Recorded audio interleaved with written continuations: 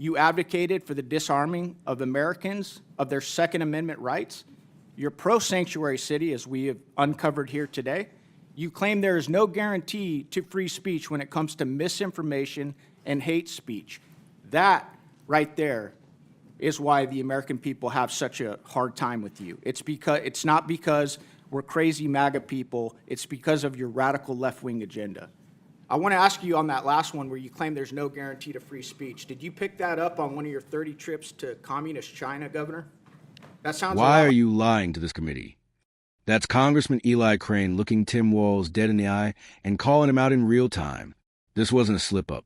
This was a full-blown confrontation that left Walz scrambling. Before we break it all down, make sure you like this video, subscribe to 50 Patriots, grab a seat, get comfortable, and let's dive right back into it. Thank you, Mr. Chairman. Governor Walz, you stated in your opening statement the following: but nothing Minnesota has done stands in the way of federal government managing its border security policy. Okay. Governor, I want to ask you, why are you lying to this committee?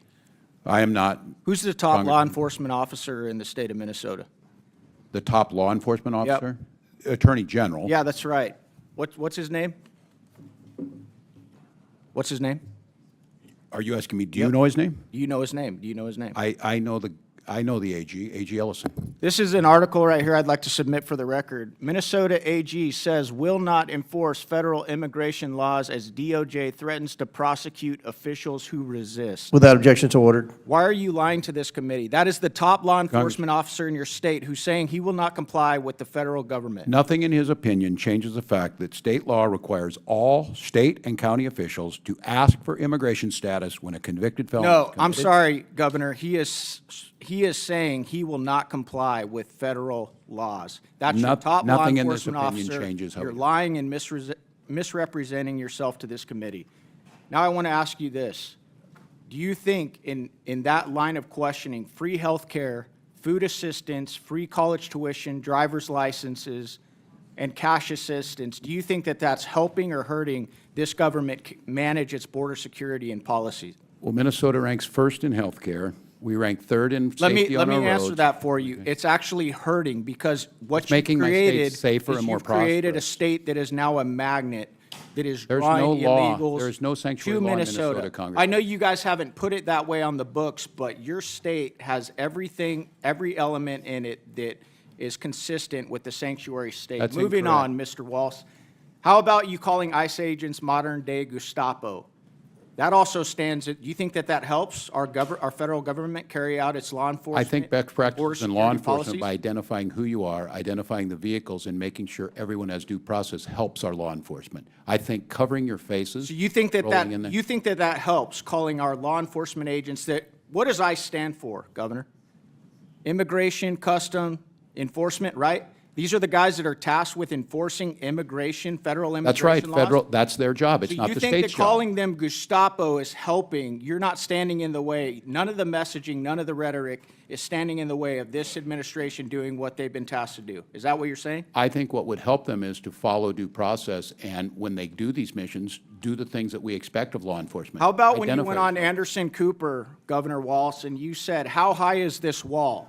If it's 25 feet, then I'll invest in a 30-foot ladder factory. Do you think that that helps our federal government carry out its law enforcement, its border security and policy operations? When did I say that? You went on Anderson Cooper and said that. Do you not remember saying that? Because you've said so many outlandish things that you No, I can't don't even recall. keep track of them. The point being is The that you clip need is there more for than 50 everybody. It's there for all Americans. If you guys want to go watch it, it's an easy Google. All right, Governor, you recently went on Gavin Newsom's podcast. You stated in regards to MAGA voters, I scare them a little bit, which is why they spend so much time on me. No, I'm serious because they know I can fix a truck. That's your direct quote. You also said on the show, I think I could kick most of their asses. I want to be very clear with you, Governor. You do scare us a bit, but it's not because you can fix a truck or change a tire. It's actually because of your radical left-wing agenda. You supported putting tampons in boys' bathrooms. You advocated for the disarming of Americans of their Second Amendment rights. You're pro-sanctuary city, as we have uncovered here today. You claim there is no guarantee to free speech when it comes to misinformation and hate speech. That right there is why the American people have such a hard time with you. It's not because we're crazy MAGA people. It's because of your radical left-wing agenda. I want to ask you on that last one where you claim there's no guarantee to free speech. Did you pick that up on one of your 30 trips to communist China, Governor? That sounds a lot like something that they would do. Yes or no? So I don't believe hate speech Okay. has a place in there. Hate speech that incites violence. Governor Walz, you said that Kamala Harris picked you for vice president to code talk to white guys. How did that work out for this administration? How well did you do with white guys? I don't have the You data. lost by 22 points to white guys.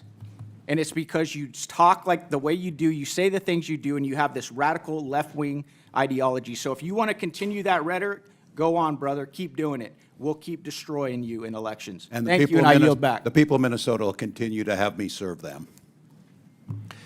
Chair recognizes Mr. Ramirez. This explosive moment kicked off when Tim Walz told the House committee that Minnesota has done nothing to interfere with federal border enforcement. Eli Crane wasn't buying it, not for a second. He immediately accused Walz of lying straight to Congress, and then walked him directly into a corner he couldn't escape from.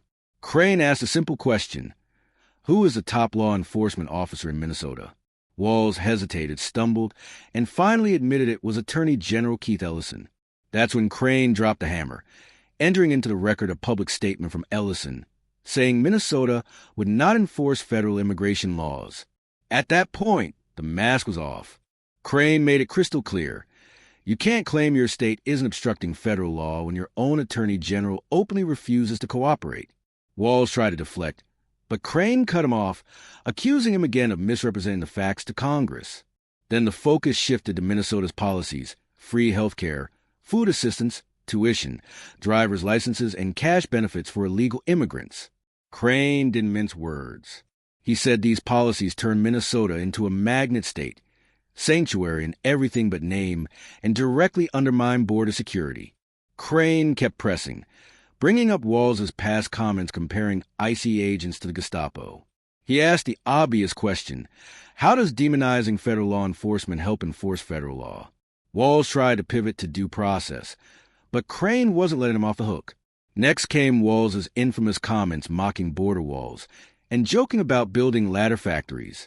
Crane reminded him those comments are on video, easy to find, and show exactly how seriously Walz takes border enforcement, which is to say, not at all. But Crane wasn't done. He played back Walz's own words from Gavin Newsom's podcast, where Walz bragged about scaring MAGA voters and claimed he could kick most of their asses. Crane fired back, telling Walz the real reason Americans reject him isn't toughness. It's his radical left-wing agenda.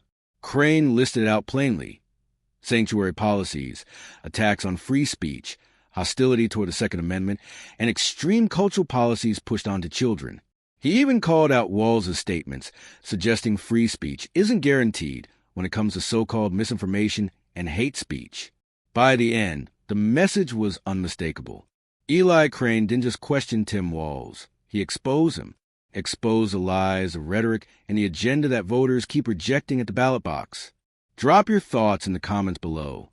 Like the video. Subscribe to 50 Patriots. Share this with friends who follow political hearings. And see you in the next one.